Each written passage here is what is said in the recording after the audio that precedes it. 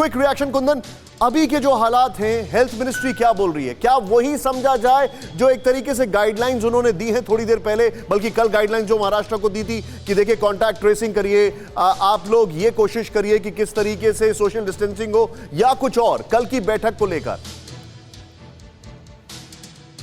देखिए, health ministry ने सभी राज्यों को आगाह किया है और खास करके उन राज्यों को जहां सबसे ज़्यादा केसेस हो रहे हैं, जिसमें महाराष्ट्र भी शामिल है। और अलग अलग तरीके के गाइडलाइन के अलावा हेल्थ मिनिस्ट्री ने यहां तक किया है कि उत्तराखंड में एक स्पेशल टीम लगा दी है, क्योंकि कुंभ में वहां बहुत ज़्यादा भीड़ हो रही है।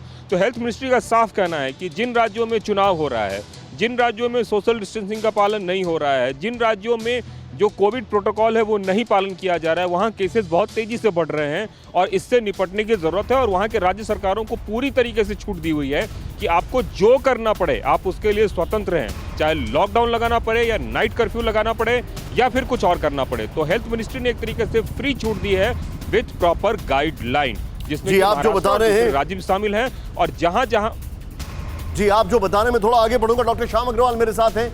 सर, मुझे याद है हम लोग करीब एक हफ्ता या 10 दिन पहले मैंने आपके साथ यही शो किया था और हमने कहा था कि हालात गंभीर हो रहे हैं, चीजें हाथ से निकल रही हैं। आपको नहीं लगता है कि ये पिछली बार वाली गलती रिपीट हो रही है?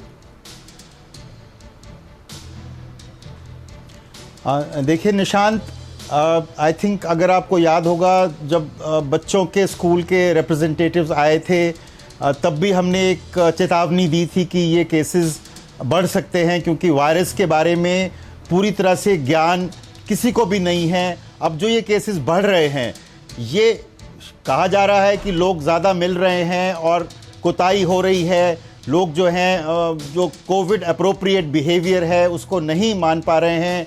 दूसरा ऑफ कोर्स ये इशू है कि क्या ये नया स्ट्रेन आ गया है जो कि ज़्यादा इन्फेक्शियस है। तो ये चीज़ें बिल्कुल हमें सावधानी तो रखनी ही पड़ेगी, कोई चारा नहीं है। अगर हम वो सावधानी नहीं रख रहे हैं तो आप देख रहे हैं कि महाराष्ट्र में, मुंबई में किस तरह से तेज़ी से केसेस बढ़ रहे हैं। उसी तरह से पंजाब में, मध्य प्रदेश में, केरला में, इन जगहों पे केसेस बढ़ रहे हैं। तो ये बहुत बड़ी चिंता का विषय है। हम पिछले वर्ष वाली पोजीशन में ना पहुंच जाएं, उसके लिए जनता को खुद, सरकारों को भी हमें लगता है कि अब इंटरवीन करना ही पड़ेगा। आप खुद लेवल पे आप मास्क लगाएं, हाथ धोएं, डिस्टेंसिंग करें, लेकिन नाइट कर्फ्यू है या जो वेडिंग्स हो रही हैं, जो आईसीएमआर कह रहा है कि कांटेक्ट ट्रेसिंग होनी चाहिए, टेस्टिंग बढ़नी चाहिए, तो ये बहुत ही इम्पॉर्टेंट एक हफ्ता या 15 दिन हैं जिसमें कि देश के लिए ये बहुत ही एक इम्पॉर्टेंट परिस्थिति बनी हुई है।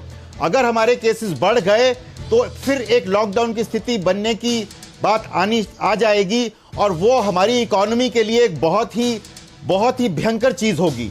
तो मैं डरा नहीं रहा हूँ, लेकिन मुझे डर भी लग रहा है कि अगर दिल्ली में या दिल्ली से बाहर दूसरे देशों में ऐसी स्थिति बन जाए जो कि महाराष्ट्र में बनती नज़र आ रही है, तो शायद सरकार के पास लॉकडाउन लगाने के अलावा कुछ चारा ही नहीं बचेगा। सर, मैं अभी आप देखिए जर्मनी में, फ्रांस में केसेस अभी बढ़ रहे हैं। फिक्र आपकी, सोमवार से शुक्रवार रात 9 बजे सिर्फ TV9 भारतवर्ष पर।